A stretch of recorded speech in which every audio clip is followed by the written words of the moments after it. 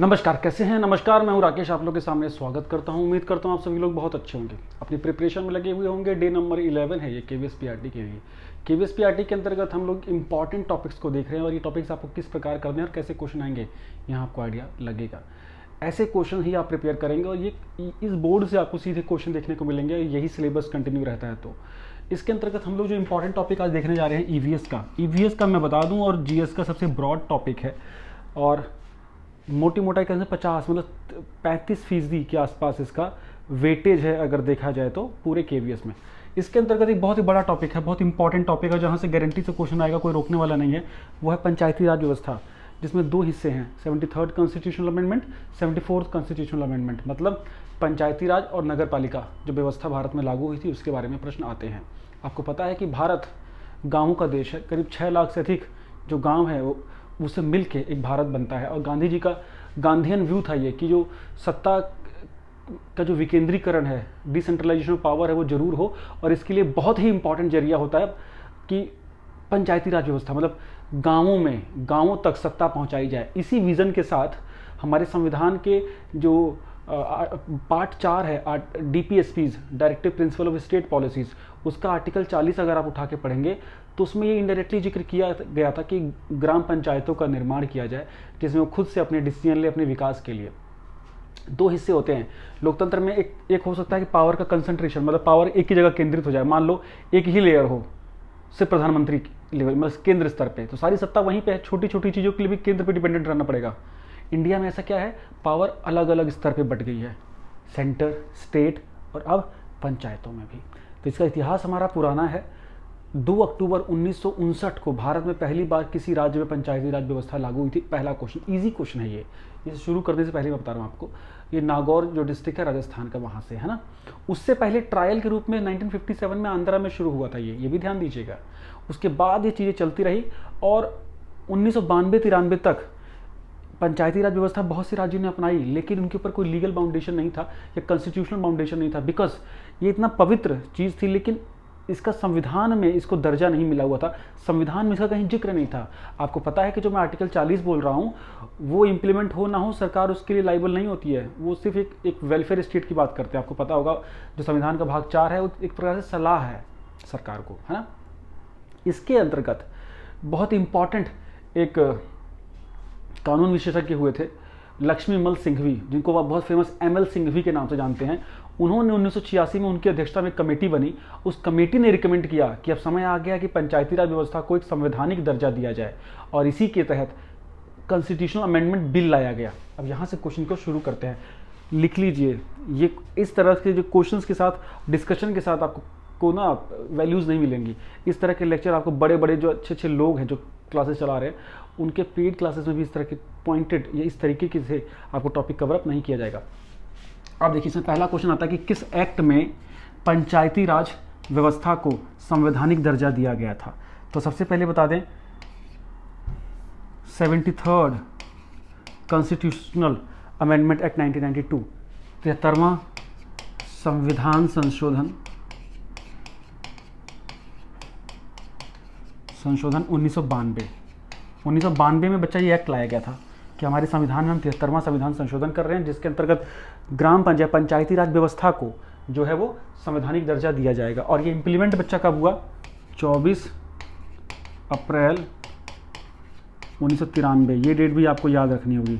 Implement हुआ 93 को, act table हुआ था 1992 के लिए, ठीक है, तो ध्यान दीजिएगा। तो 73वां संविधान संशोधन कब आया, 1992 में आया। एक लागू कब से हुआ, 1993 से, डन हो गया।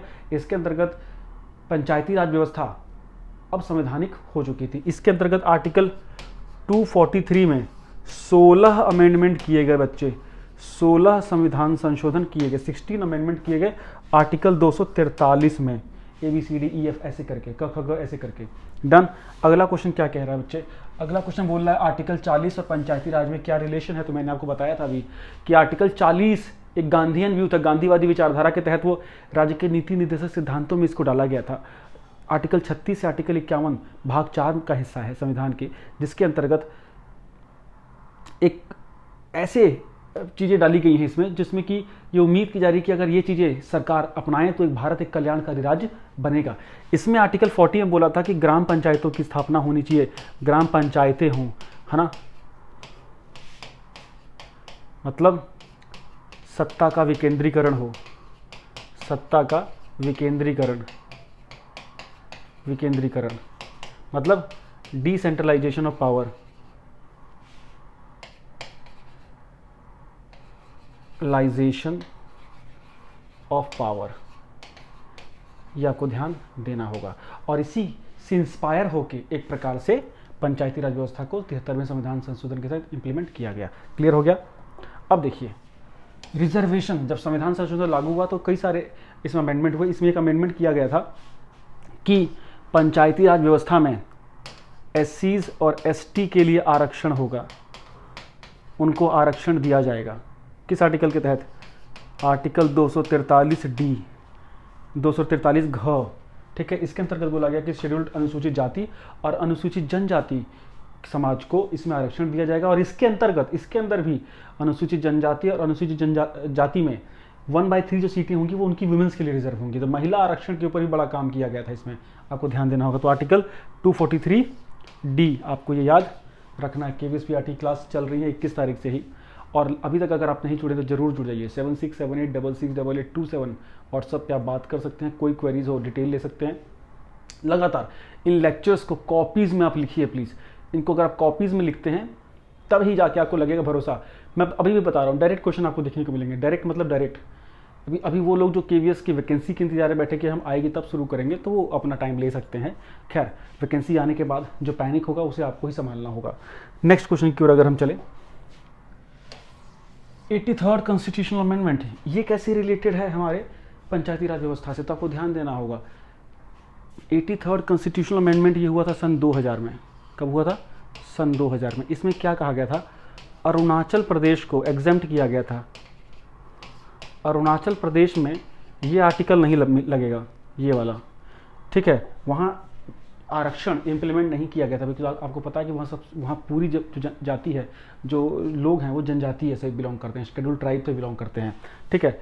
तो इसके अंतर्गत अरुणाचल प्रदेश को इससे मुक्त कर दिया गया था आर्टिकल 243D को इम्प्लीमेंट करने से।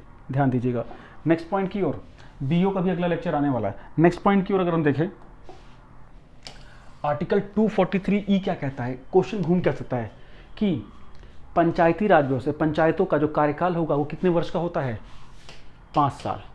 इसी एक्ट में बताया गया था कि 5 साल का होगा। ये किसका जिक्र किस में है? आर्टिकल 243E में, 243D, 243E, ठीक, डन। नेक्स्ट पॉइंट, पंचायत के अंतर्गत कितने विषय हैं? अब देखिए, अब पंचायतें बन गई हैं तो उनको काम क्या क्या करना है, किस किस क्षेत्र में काम कर सकते हैं, उनके वर्क तो डिफाइन होना। ऐसा तो नहीं कि वो CM का जाके वो CM का या PM के जुरिडिक्शन का काम करने लगेंगे, जाके वो संसद का या विधानसभा का काम करने लगेंगे, जी नहीं। तो इसके लिए एक अनुसूची बनाई गई बच्चे,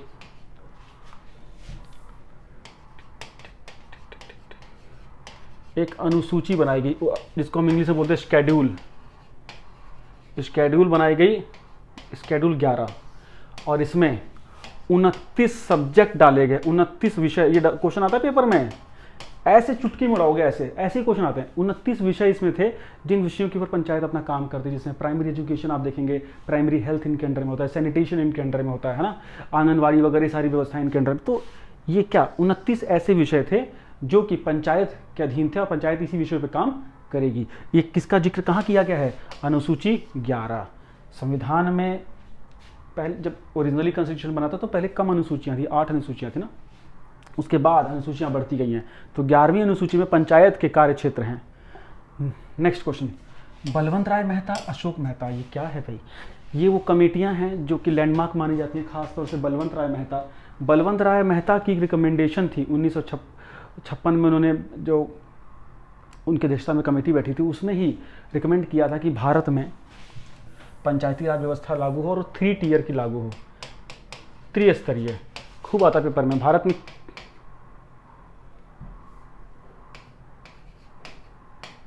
3 टियर की पंचायती राज व्यवस्था हो। पहले ग्राम लेवल पे ग्राम पंचायत,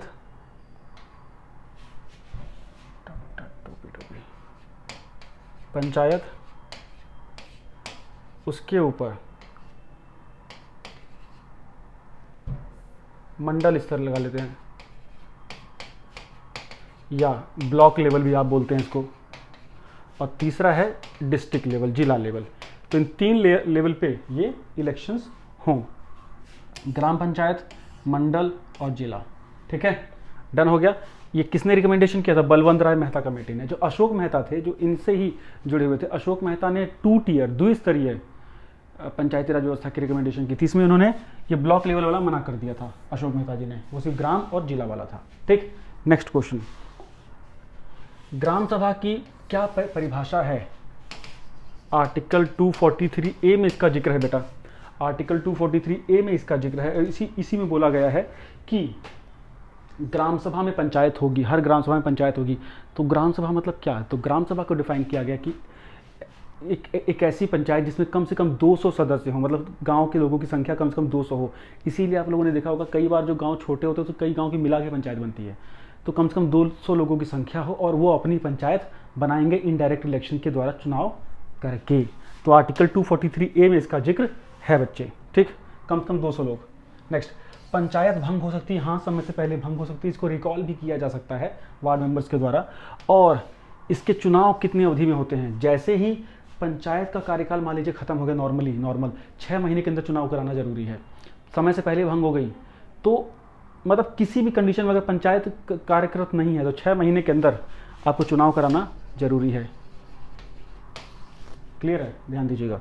नेक्स्ट पॉइंट, 73वां संविधान संशोधन और पंचायत पदाधिकारियों की सैलरी। मतलब क्वेश्चन कैसे आया था कि 73वें संविधान संशोधन में क्या जिक्र किया गया है कि पंचायत के जो सदस्य हैं, जो लोग हैं, इनको सैलरी दी जाए? जी नहीं, ऐसा कोई मानदेय इनको नहीं है। तो इस चीज को नोट कर लीजिएगा, कोई भी जिक्र इसका नहीं है। डन। नेक्स्ट क्वेश्चन, पंचायत चुनाव कौन करवाता है? पंचायत चुनाव कराता है स्टेट इलेक्शन कमीशन या राज्य निर्वाचन आयोग। राज्य निर्वाचन आयोग, इसका जन्म भी एक प्रकार से इसी एक्ट के तहत हुआ। देखिए, जो भारतीय निर्वाचन आयोग होता है नेशनल लेवल का, है ना, इलेक्शन कमीशन ऑफ इंडिया, वो 5 चुनाव कराता है, Lok Sabha, Rajya Sabha, president, vice president और विधानसभा के, है ना। पंचायत के चुनाव कराता है स्टेट इलेक्शन कमीशन। ये ही मतदाता सूचियों का भी निर्माण करता है, ये इसका कार्य होता है, अपडेट करना, सब कुछ करना। ठीक है, तो ये छोटा सा लेक्चर था, कैसा लगा मुझे बताइएगा। सारे डे वाइज लेक्चर के लिए तैयार रहिए, पलट पलट के अलग अलग टॉपिक्स हम क्वेश्चंस करेंगे। इनकी लिस्टिंग कीजिए, पढ़िए, ईमानदारी से लिखिए, देखिए क्या ज़बरदस्त जलवे के साथ अगर टॉपिक तैयार होता है। Thank you so much, bye bye.